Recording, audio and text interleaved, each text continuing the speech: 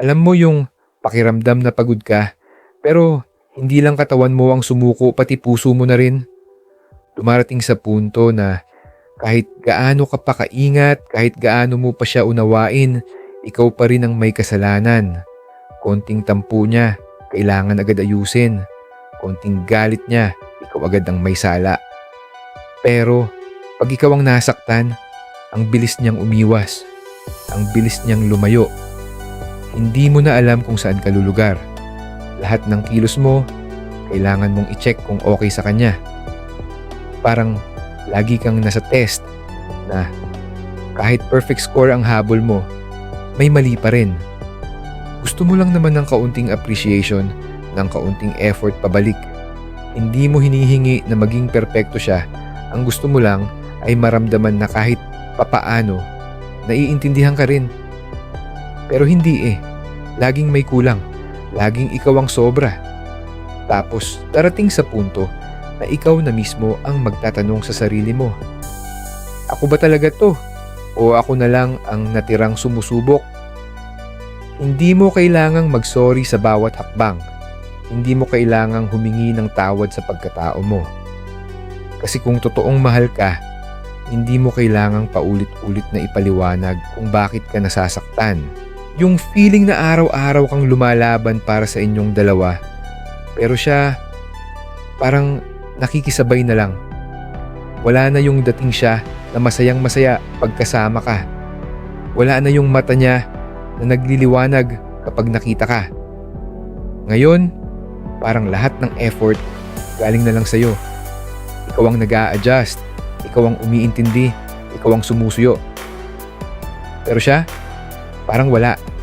Parang kasabay ng paglamig ng panahon, unti-unti ka na ring iniwan. Ang masakit, hindi mo alam kung may nagawa kang mali o sadyang nagsawa na lang siya nang hindi nagsasabi. At ikaw, araw-araw mong tinatakpan yung lungkot. Ginagawang busy ang sarili mo para lang hindi mo maramdaman na unti-unti ka na niyang binibitawan. Minsan mararamdaman mong hindi na kayo magka-team. Parang solo mo ng laban to. Pero alam mo kung anong mas masakit sa lahat? Yung araw-araw mong pinipili ang taong matagal ka na palang hindi pinipili pabalik. Kahit anong pilit mong buuin yung connection nyo, kung siya mismo ang pumuputol ng linya, mapuputol ka rin. Kaya tanungin mo ulit sarili mo hanggang kailan mo ipaglalaban ang isang relasyon na ikaw na lang ang lumalaban. Binigay mo na lahat. Hindi ka na nagkulang. Inuna mo siya sa lahat. Ginawa mo siyang mundo mo. Pero bakit parang hindi pa rin sapat? Bakit parang laging may hinahanap pa siya? Pag may pagkukulang siya, iniintindi mo. Pero pag ikaw ang nagkulang, parusa agad. Hindi ba't unfair? Nakakapagod yung pakiramdam na kailangan mong maging perfect para lang mahalin ng buo. Na parang isang pagkakamali mo lang, may kapalit na distansya, katahimikan o panlalamig. Na kahit anong galing mo magmahal, laging may kulang sa paningin niya. Ang totoo, hindi mo kasalanan na hindi niya maramdaman ang pagmamahal mo. Minsan, kahit buo ang ibinibigay mo, kung butas ang puso ng tinatanggap, hindi niya talaga mararamdaman. At hindi mo responsibilidad punan ang isang taong ayaw naman talagang mapuno. Hindi mo kailangang ubusin ang sarili mo para lang mapatunayan na mahal mo siya. Kasi kung totoo siyang nagmamahal, hindi mo kailangang magpaliwanag. Hindi mo kailangang mag-explain kung bakit mo siya mahal.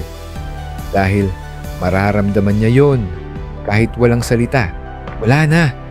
Hindi ka na niya tinatanong kung okay ka pa. Hindi na siya interesado kung kumain ka na ba o kung pagod ka na. Parang naging background ka na lang sa mundo niya. Nandyan ka, pero hindi na niya pinapansin. Noong una, ikaw ang laging inuuna. Ikaw ang dahilan ng ngiti niya. Pero ngayon, parang wala ka na sa listahan ng priorities niya. Na kahit isang simpleng effort hindi mo na makita. Isang simpleng, kumusta ka? Wala na. At masakit yon, lalo na kung alam mong ginagawa mo pa rin ang lahat para sa kanya. Dumarating talaga sa punto na kahit gaano mo kamahal ang isang tao, mararamdaman mong hindi ka na mahal sa parehong paraan. At kahit pilitin mong bumalik sa dati, kung siya mismo ang hindi na gumagalaw, mapapagod ka, hindi ka laruan, hindi ka extra lang sa kwento niya. Karapat dapat kang piliin, araw-araw, hindi lang kapag convenient, hindi lang kapag kailangan ka niya. Dahil sa dulo, hindi effort ang hinahanap mo, kundi respeto, consistency, at yung pakiramdam na importante ka pa rin. Ang sakit sa loob na kahit anong sabihin mo parang hindi ka naririnig. Na kahit pa anong pilit mong ipaliwanag ang nararamdaman mo, parang laging ikaw ang mali. Kaya natuto ka na lang manahimik, hindi dahil okay ka na, kundi dahil pagod ka ng ma-misinterpret. Pagod ka ng ipaglaban ang damdamin mo sa isang taong hindi naman interesado makinig. Parang bawat salitang bitawan mo, may kapalit na argumento o kaya'y pananahimik din niya.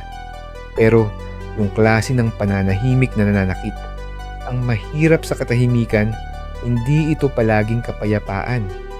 Minsan, yan ang huling sigaw ng pusong hindi na alam kung paano pa magpaliwanag.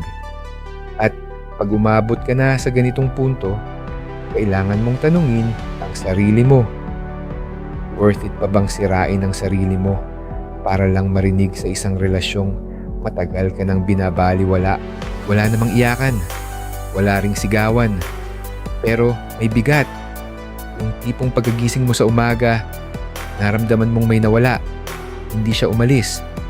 Pero hindi mo na rin maramdaman yung dating siya, hindi mo na makita yung excitement sa mata niya. Wala nang effort, wala nang tanong kung kumusta ka. Wala ka nang maramdaman, kundi katahimikan na nakakabingi. Dati siya yung una mong iniisip pagkagising. Ngayon, ka pa rin. Pero hindi dahil masaya ka, kundi dahil ramdam mo na hindi ka na niya mahal. Hindi niya man sabihin, pero yung mga kilos niya sigaw na ng tama na. At ang tanong mo sa sarili mo, paulit-ulit, kailan nagsimulang mawala lahat ng to? Wala kang sagot kasi hindi naman bigla ang nawala. Unti-unti lang siyang nagbago hanggang sa hindi mo na siya makilala. Minsan, hindi break up ang dulo ng lahat. Minsan, yung unti-unting paglamig habang magkasama pa kayo, yun ang tunay na pamamaalam. Tahimik na. Wala nang iyak. Wala ka na rin galit. Pero hindi rin ibig sabihin okay ka na. Ubus ka lang. Hindi mo na kayang umiyak. Hindi mo na rin kayang magreklamo. Kahit may nasasabi siya na dati ay sobrang sakit, ngayon parang wala na lang kasi nasanay ka na. Paulit-ulit na lang. At sa sobrang sanay mo, manhid ka na rin. Akala mo noon hindi ka mabubuhay nang wala siya. Pero ngayon, unti-unti mong natatanggap na mas okay kang wala siya kahit masakit. Kasi mas masakit yung paulit-ulit mong pinipilit ang sarili mo sa isang lugar na hindi ka na masaya. Sa katahimikan mo, may kapayapaan. Hindi dahil nakalimot ka na, kundi dahil pinili mong bitawan yung bigat. At sa wakas, sa dulo ng lahat ng sakit, mararamdaman mong kaya mo palang piliin ang sarili mo. Kung napagod ang puso mo, hindi ibig sabihin wala ka ng kapasidad magmahal. Baka kailangan mo lang munang mahalin ang sarili mo ng buo.